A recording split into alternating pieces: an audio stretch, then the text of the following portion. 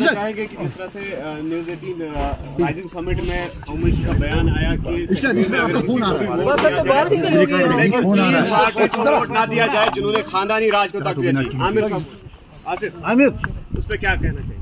देखिए, अमित शाह साहब ने जो सुना नहीं जी, ऐसा लगता है कि शायद अगर अमित शाह साहब ने फैसला किया है कि जो जम्मू कश्मीर में 2019 के बाद यहाँ के लोगों के साथ यहाँ की शिनाख्त, यहाँ का तशख्खुस, यहाँ के लोगों की जो पूरी जो यहाँ की हमारी जम्मू कश्मीर की सूरत है उसको बिगाड़ दिया गया, हमारे हुकूक की पामाली होगी और वो तब से लेके आज तक रुका नहीं। हमारे जो इख्तियारात हैं, हमारे जो हुकूक हैं, उनको ख़त्म किया गया। और आज भी आप देख लीजिए कि हमारे हज़ारों की तादाद में नौजवान जेलों में बंद हैं मुल्क के। हमारे यहाँ बात करने की इजाज़त नहीं है, चाहे वो आम इंसान हो, चाहे वो जर्नलिस्ट हो।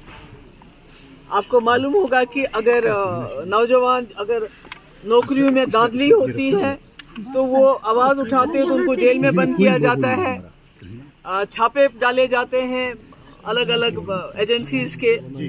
और इसी तरह से जो यहाँ पर स्मार्ट मीटर लगाए गए, बिजली कहीं नहीं है, फीस 10 गुना है, मगर अगर लोग आवाज उठाते हैं तो उनको धमकाया जाता है।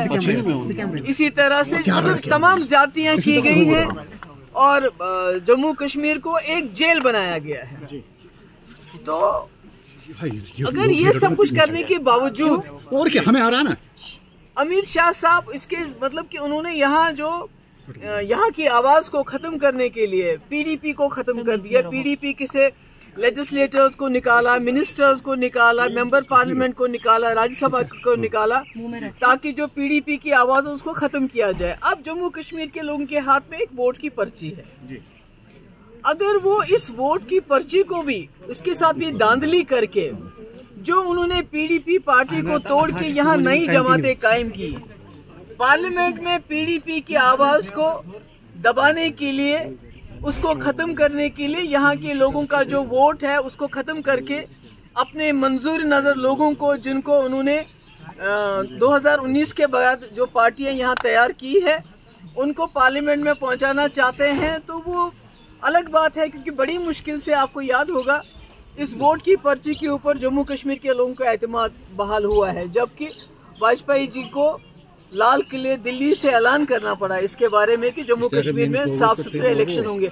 अब अगर अमित शाह साहब उसको भी खत्म करना चाहते हैं, उस एतबार को भी खत्म करना चाहते हैं, तो हम क्या कह सकते हैं? इसमें तो जो मुल्क के लोग हैं उनको देखना पड़ेगा कि पहले जो हमारे मुल्क ने वादे किए थे उनको 2019 में नाजायज तरीके से सब कुछ पार्लियामेंट का इस्तेमाल करके खत्म किया गया।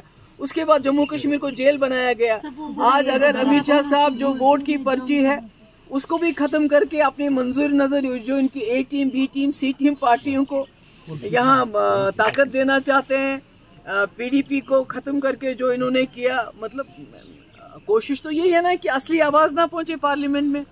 आपको मालूम है कि मेरी पार्टी को तोड़ा गया, मुझे मेरी माँ को, मेरे भाई को ईडी के पास बुलाया गया, मेरा पासपोर्ट बंद, लोगों के पासपोर्ट बंद, जर्नलिस्ट के पासपोर्ट बंद, चलाए कलान के महीने में मुझे मकान से निकाला गया।